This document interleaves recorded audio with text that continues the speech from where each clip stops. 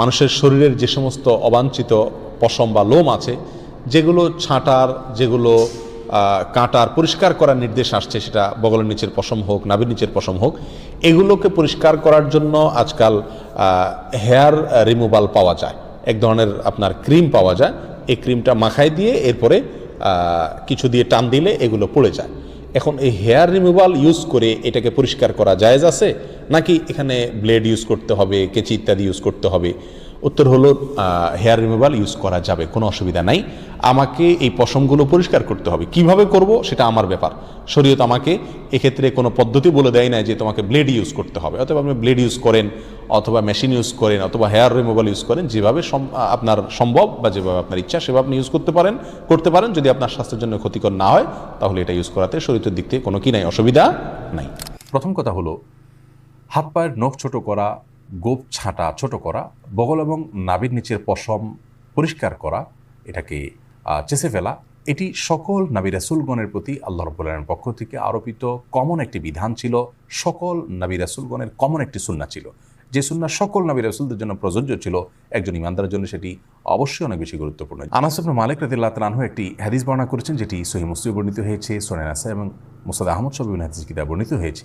সেখানে তিনি বলেছেন যে রাসূল আকরাম সাল্লাল্লাহু আলাইহি ওয়াসাল্লাম আমাদেরকে এই কাজগুলো করবার জন্য, অর্থাৎ হাত পায়ের নখ ছোট করা, গোঁফ ছোট করা, বগল এবং নাভির নিচের পশম পরিষ্কার করা, চাঁচা, এই কাজের জন্য তিনি আমাদেরকে সময়সীমা নির্ধারণ করে দিয়েছেন 40 দিন। অর্থাৎ 40 দিন পর্যন্ত কেউ যদি বিলম্ব করেন তাহলে সেটি জায়েজ আছে। যদিও এত বেশি বিলম্ব না করে প্রতি সপ্তাহে একবার পরিচ্ছন্ন করতে পারে সেটি উত্তম ভালো কাজ। যত বেশি পরিষ্কার রাখা যায় এগুলো ততই ভালো। কিন্তু যদি কেউ বিলম্ব করতে চান তাহলে সেক্ষেত্রে তিনি এগুলো না চেষে না কেটে সর্বোচ্চ 40 দিন পর্যন্ত থাকতে পারবেন। 40 দিনের পর যদি তিনি না কেটে থাকেন তাহলে সেটি তার জন্য গুনাহের কারণ হবে। সে কারণে তিনি আল্লাহর কাছে পাপী হিসাবে বিবেচিত হবেন।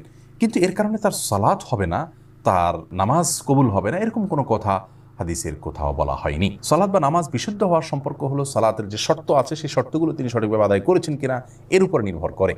যার কারণে সালাতের শর্ত যদি সঠিকভাবে আদায় করে থাকেন, ফরজগুলো সঠিকভাবে আদায় করে থাকেন, তাহলে সালাত বিশুদ্ধ হবে। যদিও তার নাভের নিচের লোম তিনি অপরিষ্কার রাখেন, নখ বড় রাখেন, এগুলো করা সত্ত্বেও তার সালাত আদায় হয়ে যাবে। কিন্তু এগুলোকে তিনি বড় রাখবার কারণে, ছোট না করার কারণে, সময়মতো না চাষবার কারণে, 40 দিনে বেশি অপরিচ্ছন্ন রাখবার কারণে তিনি একটি গুনাহে লিপ্ত হলেন, সেটি সম্পূর্ণ ভিন্ন বিষয়। আল্লাহর বলে আমাদের সকলকে সব ক্ষেত্রেই রাসূল আকরাম সাল্লাল্লাহু আলাইহি ওয়াসাল্লামের সমস্ত দিক নির্দেশনাগুলোকে মেনে চলার তৌফিক দান করুন। আমাদের সমাজে অনেক মানুষকে দেখা যায় যারা শখ করে হাতের আঙ্গুলের নখ বেশ বড় করে লম্বা লম্বা করে রাখেন। অনেকে জানতে চেয়েছেন, যারা হাত পায়ের নখ লম্বা করে রাখেন, বড় করে রাখেন, তাদের সালাত বা নামাজ বিশুদ্ধ হবে কি না। এ প্রসঙ্গে সর্বপ্রথম যে কথাটি বলতে চাই তা হলো রাসূল করিম সাল্লাল্লাহু আলাইহি ওয়াসাল্লামের হাদিস থেকে আমরা জানতে পারি যে সুনানুল ফিতরা বা মানুষের অভ্যাসগত সুন্নাহ তথা আল্লাহ রাব্বুল আলামিনের পক্ষ থেকে সমস্ত নবী রাসূলদের প্রতি প্রেরিত কমন নির্দেশ এবং সুন্নাহসমূহের মধ্যে থেকে একটি হলো হাত পায়ের নখ ছোট করে রাখা। এজন্য সাধারণ অবস্থায় কোনো মুসলিমের জন্য হাত পায়ের নখ এগুলোকে লম্বা করে রাখা জায়েজ নয়, মাকরুহ। এবং 40 দিনের বেশি যদি কেউ হাত পায়ের নখ না কেটে থাকেন তাহলে সেটি মাকরুহ তাহরিমি বা কঠোর পর্যায়ের মাকরুহ হয়। অনেক ইমামগণের মতে সেটি হারাম পর্যায়ে চলে যায়। এ বিষয়ে সবচেয়ে স্পষ্ট প্রমাণ হলো সুনান আবু দাউদ এবং মুসনাদ আহমদে বর্ণিত হাদিস, যেটি সহিহ মুসলিমে বর্ণিত হয়েছে ভিন্ন ভাষায়। একজন সাহাবী বর্ণনা করেছেন যে রাসূল করিম সাল্লাল্লাহু আলাইহি সাল্লাম তাদের জন্য হাত পায়ের নখ এবং মোচ ছোট করা এবং নাভি এবং বগলের নিচের পশম চাঁচার ব্যাপারে সর্বোচ্চ সময়সীমা নির্ধারণ করেছেন 40 দিনকে। অর্থাৎ 40 দিনের পরে যেন এগুলো না থাকে বরং অবশ্যই 40 দিনের মধ্যে যেন এগুলো কাটা হয়। এছাড়া তাবরানী এবং বাইহাকি বর্ণিত একটি হাদিস দ্বারা আমরা জানতে পারি যে একজন ব্যক্তি নবী সাল্লাল্লাহু আলাইহি সাল্লামের কাছে এসে আসমানের সংবাদ সম্পর্কে জানতে চাইলেন, অর্থাৎ ওহী সম্পর্কে হয়তো তিনি জানতে চাইলেন।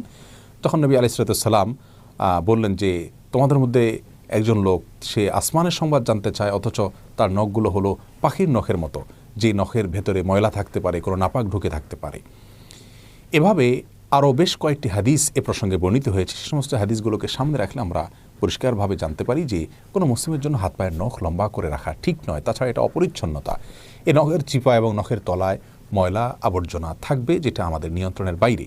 তবে এর কারণে সালাত বিশুদ্ধ হবে না এমন কোনো কথা নেই।